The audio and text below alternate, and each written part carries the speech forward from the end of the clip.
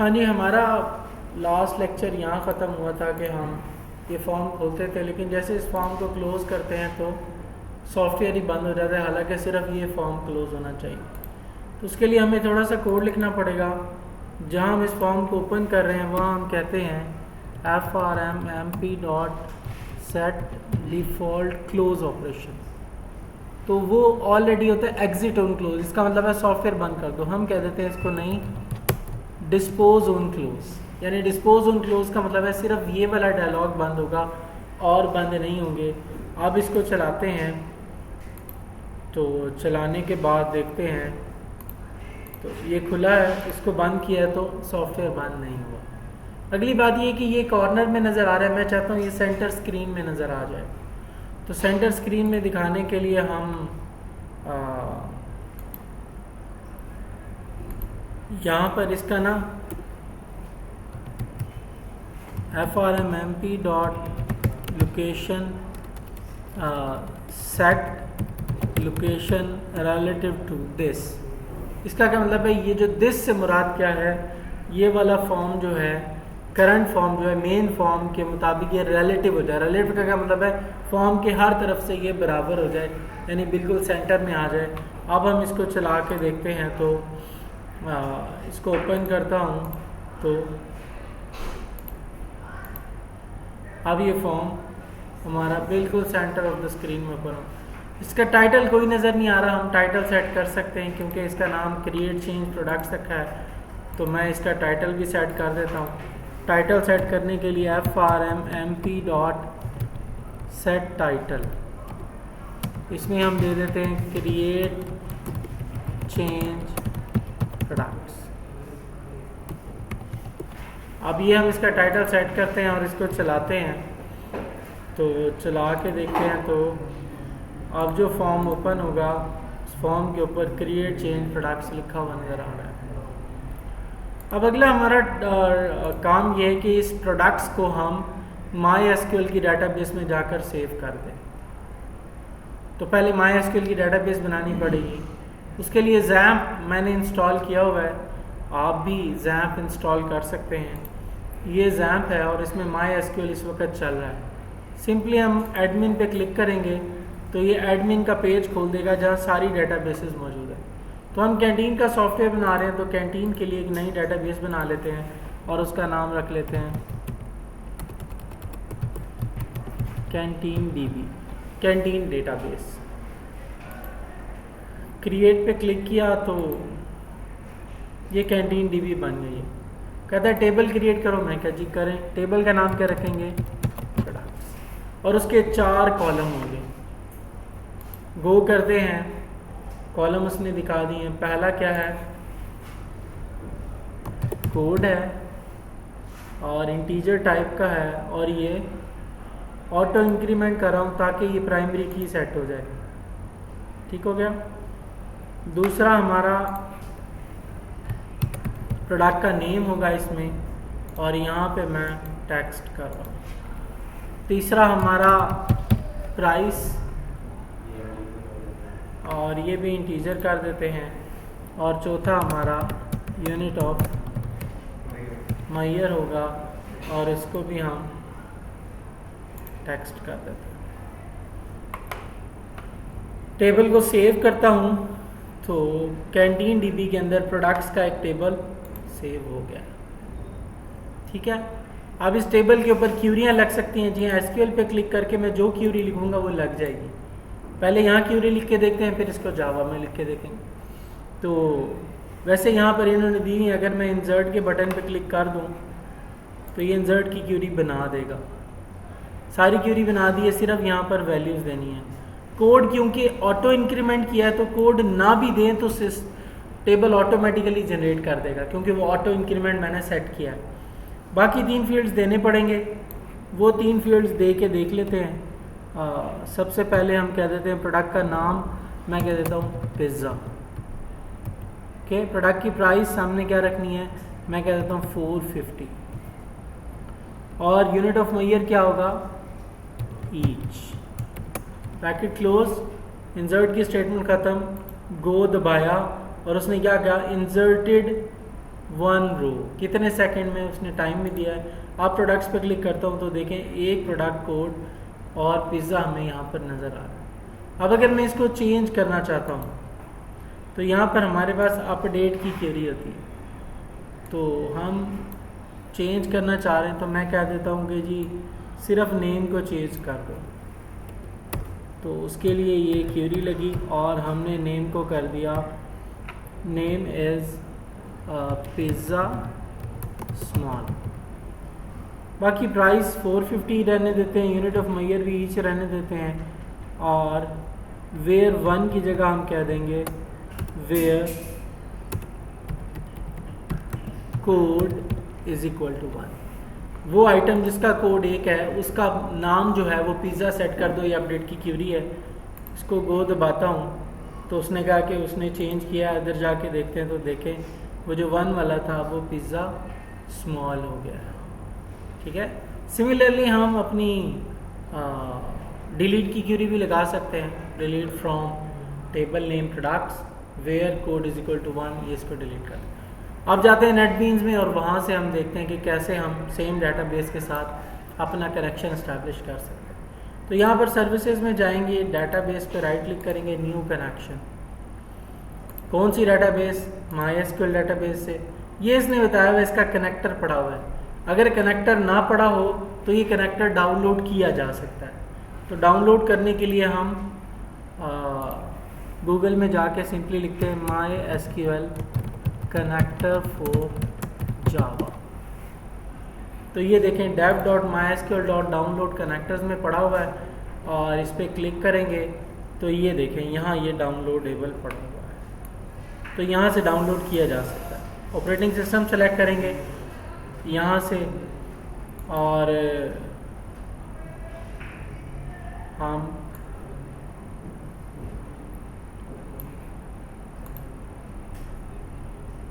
Platform independent कर लें और वो कह देगा ये जिप फाइल में आप डाउनलोड कर सकते हैं। डाउनलोड दबाएंगे और ये डाउनलोड हो जाएगा। ओके, तो इस तरीके से किया जा सकता है अगर ये पहले से नहीं है, और अगर है तो फिर हम नेक्स्ट दबाएंगे और नेक्स्ट दबाने के बाद वो पूछेगा कौन सी डाटाबेस है। हमने अपनी डाटाबेस का नाम क्या रखा है? कैंटीन डीबी, और यूज़र नेम हमारा रूटी और पासवर्ड नल रखा हुआ है। मैंने जैम्प में जब भी जैम्प इंस्टॉल करते हैं बाय डिफ़ॉल्ट यही सेट होता है। अब हम चेक कर लेते हैं हमारा कनेक्शन बना है, टेस्ट कनेक्शन। तो देखें कनेक्शन सक्सीडेड, कनेक्शन हमारा कामयाब हो गया। नेटबीन्स हमारे MySQL से कनेक्ट हो गया। अब हम इसको फिनिश करते हैं। तो फिनिश करेंगे तो ये यहाँ पर एक कनेक्शन नज़र आ रहा है। इसको मैं कहता हूँ एग्जीक्यूट कमांड। तो इसने हमें इंटरफेस दे दिया जहाँ मैं कमांड लिख सकता हूँ। मैं लिखता हूँ सेलेक्ट स्टैटिक फ्रॉम, क्या नाम था टेबल का? प्रोडक्ट्स। और ये लिखने के बाद ये प्ले का बटन है, इसको दबाऊंगा। उसने कहा हाँ जी, क्यूरी चल गई है। ये देखें स्मॉल पिज़्ज़ा 1 450 ईच। अब नेटबीन्स भी हमें वही क्यूरियाँ चला के दिखा रहा जो हमें MySQL दिखा रहा था जैम्प के अंदर, जैम्प की मदद से। क्लियर? अब अगली बात है ये क्यूरी हमने चलानी है कहाँ से? अपने प्रोजेक्ट से। तो मैं दोबारा प्रोजेक्ट में जाता हूँ। ये जो है कनेक्टर ये हमें प्रोजेक्ट में भी ऐड करना पड़ेगा इसका कनेक्शन बनाने के लिए। तो प्रोजेक्ट में ऐड करने के लिए क्या, कनेक्शन का पाथ हमें पता है, तो हम उस पाथ से जाके इसको उठा लेते हैं। तो हम सी में जाते हैं, प्रोग्राम फाइल्स में, और यहाँ नेटबीन्स इंस्टॉल्ड है और नेटबीन्स के अंदर आईडी इंस्टॉल्ड है। आईडी में मॉड्यूल्स, उसमें एक्सटेंशंस, और यहाँ एक्सटेंशंस में हमारे पास ये MySQL का कनेक्टर पड़ा है। इसको मैं कॉपी कर लेता हूँ और हमारे प्रोजेक्ट्स डॉक्यूमेंट्स में नेटबीन्स में पड़े हुए हैं। तो ये हमारा canteen.gui का प्रोजेक्ट है। यहाँ पर लिब का फोल्डर पहले से है और उसमें ये रखा हुआ है। अगर नहीं हुए, अगर आपके प्रोजेक्ट में ना हो तो आप राइट क्लिक करके न्यू फोल्डर बना दें और उसका नाम lib रख दें और उसमें इसको कॉपी कर दें। ओके, कॉपी हो गया। कॉपी होने के बाद अब इसको ऐड करना है कहाँ पे? अपने प्रोजेक्ट में। तो यहाँ लाइब्रेरीज़ में जाता हूँ और राइट क्लिक करता हूँ, add jar file folder, click करते हैं। कहता है कौन सा? ये देखें, ये जो हमारा लिब के अंदर पड़ा हुआ है। कहाँ? हमारे प्रोजेक्ट में, नेटबीन्स प्रोजेक्ट में कैंडी लिब के अंदर ये पड़ा हुआ है। मैं इसको क्लिक करता हूँ और इसने यहाँ इसको ऐड कर दिया। अब हम इसके साथ, ये ऐड हो गया हमारे प्रोजेक्ट में। अब हमारा प्रोजेक्ट भी MySQL से कनेक्शन बना सकता है। तो कनेक्शन बनाने के लिए हमें इस फॉर्म में बनाना है कनेक्शन, मैनेज प्रोडक्ट्स ने। तो यहाँ पर हमें ये करनी, इंपोर्ट करनी पड़ेगी लाइब्रेरी java.sql.static। बाय डिफ़ॉल्ट ये होती है। मैं लिखूँगा इंपोर्ट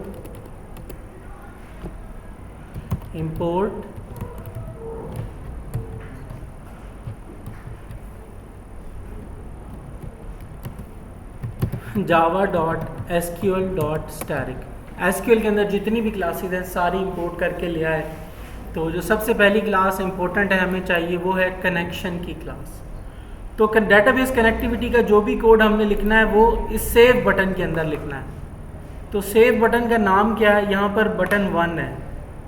मैं इसको चेंज कर देता हूँ, F2 के ज़रिए इसका नाम रख देता हूँ btn सेव। अब इस बटन के ऊपर राइट क्लिक करते हैं और इवेंट्स में जाते हैं, एक्शन में जाते हैं और एक्शन परफॉर्म को क्लिक करते हैं। तो देखें btn सेव एक्शन परफॉर्म का कोड खुल गया। और यहाँ पे मैं क्या लिखता हूँ? सबसे पहले ट्राई कैच लिखना है कि अगर डेटाबेस कनेक्टिविटी करनी है जावा से तो ये ऑलवेज ट्राई कैच ब्लॉक के अंदर होगा। अब इसमें एक्सेप्शन आएगा, अगर कोई एरर आया है तो उस एरर को डिस्प्ले कैसे करना है? तो उस एरर को डिस्प्ले करने के लिए हमारे पास जे ऑप्शन पेन होता है, J option pen dot show message dialog. हाँ जी, नल और मैसेज क्या दिखाना है? ये जो एक्सेप्शन ने हमें दिया है ई डॉट गेट मैसेज, और टाइटल में मैं कह देता हूँ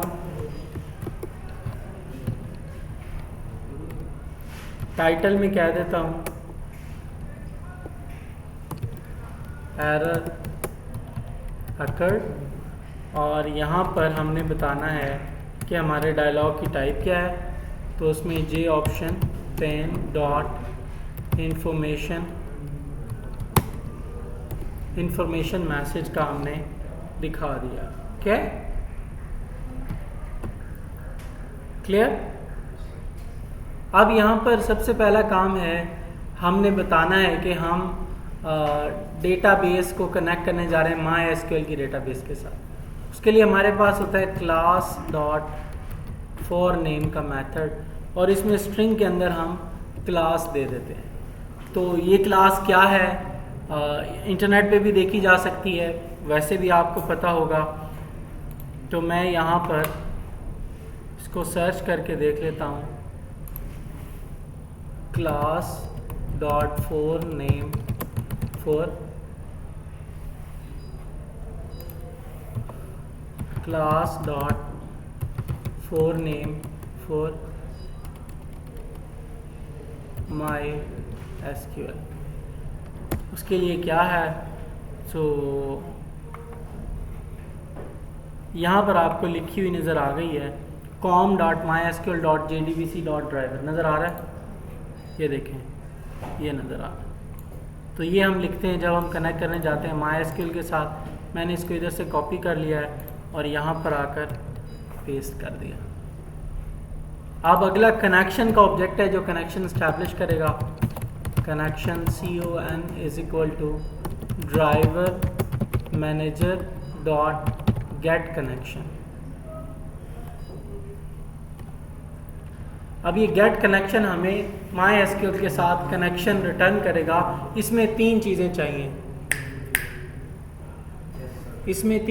चाहिए, एक कनेक्शन स्ट्रिंग, दूसरा यूज़र नेम और तीसरा पासवर्ड। वो तीनों चीज़ें हम यहाँ पर दे सकते हैं। सबसे पहले कनेक्शन स्ट्रिंग, फिर हमारा यूज़र नेम और फिर हमारा पासवर्ड। पासवर्ड हमारा कोई नहीं था, यूज़र नेम हमारा रूट था, और हमारी कनेक्शन स्ट्रिंग क्या है वो हम यहाँ से कॉपी कर सकते हैं। रीनेम ये अवेलेबल है, इसको कॉपी किया और यहाँ पर आकर मैंने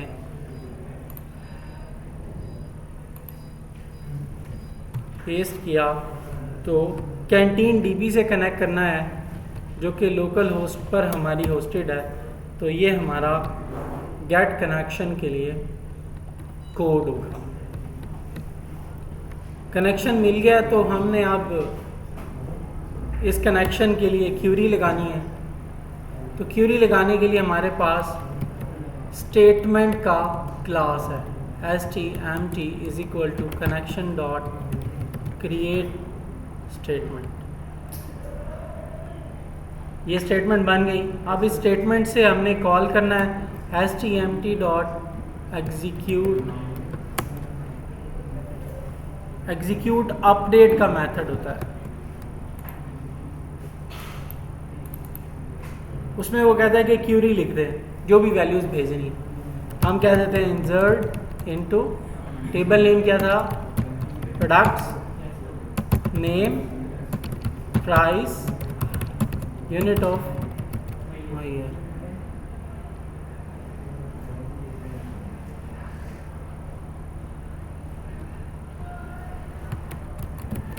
वैल्यूज और नेम में हम कह देते हैं ड्रम स्टिक और प्राइस में कह देते हैं 60 और यूनिट ऑफ ईयर इसका भी ईच कलर। क्यूरी ख़त्म और हमारी ये स्टेटमेंट भी ख़त्म। अब हम इसको चला के देखते हैं कि ये क्या करता है। सॉफ्टवेयर को चलाया और एक्शंस में गए, सेव का बटन दबाया, इसने कोई एक्सेप्शन नहीं दिया। जब एक्सेप्शन नहीं दिया तो फिर इसका मतलब है कि हमारी यहाँ पर ये क्यूरी चलाते हैं। दोबारा क्यूरी चला के देखी तो देखें 2 प्रोडक्ट्स हमारी ऐड हो गई हैं, एक जो अभी सॉफ्टवेयर के ज़रिए की है और दूसरी जो पहले से एडिट थी। लेकिन सॉफ्टवेयर के ज़रिए भी हमने फिक्स्ड वैल्यूज़ की हैं। मैं चाहता हूँ वो वैल्यूज़ जो हमने टेक्स्ट बॉक्सेस में टाइप की हैं वो जाके सेव हो जाए। उसके लिए क्यूरी को थोड़ा सा चेंज करना पड़ेगा। तो चेंज करने के लिए हम फिर इधर जाते हैं और यहाँ ये जो वैल्यूज़ दी हैं यहाँ पर कनकैटिनेशन कर देते हैं, डबल कोट्स प्लस और यहाँ पर भी प्लस और डबल कोट्स। और ड्रम स्टिक की जगह हमारी क्या आ जाएगी txt name dot gate text. जो नेम में टाइप किया हुआ है वो आ जाएगा। अब ऐसे ही हमें प्राइस की जगह भी चाहिए, 60 की जगह भी हम कॉन्कैटिनेशन कर देते हैं और यहाँ पर प्लस और यहाँ लिख देते हैं txt प्राइस डॉट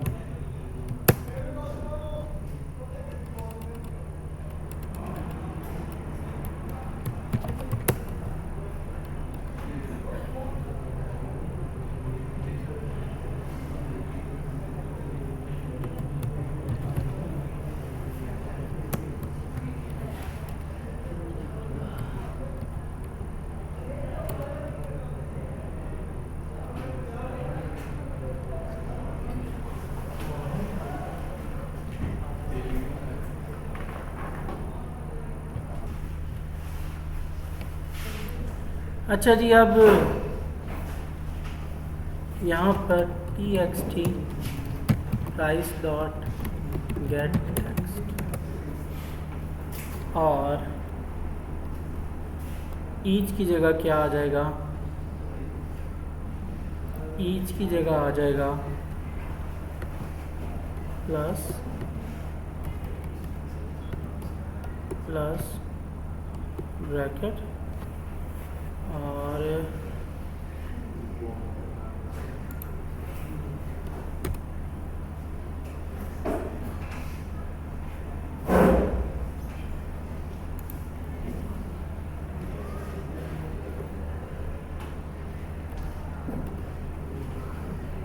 ईच की जगह आ जाएगा txt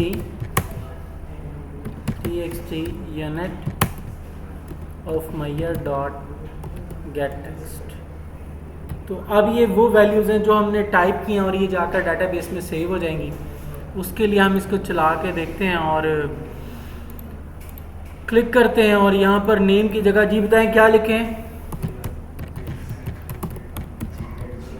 और प्राइस इसकी है 45 और यूनिट ऑफ मैयर इसका भी ईच, और सेव दबाया तो कोई एरर नहीं आया, तो इसका मतलब है कि ये चल गया है। हम नेटबीन्स में जाते हैं दोबारा और यहाँ पर हमारी डेटाबेस कनेक्टेड है और इस क्यूरी को दोबारा चलाते हैं तो देखें अब वो प्रोडक्ट जो हमने टाइप की वो ऐड हो गई है कामयाबी के साथ। और ये थी हमारी आज की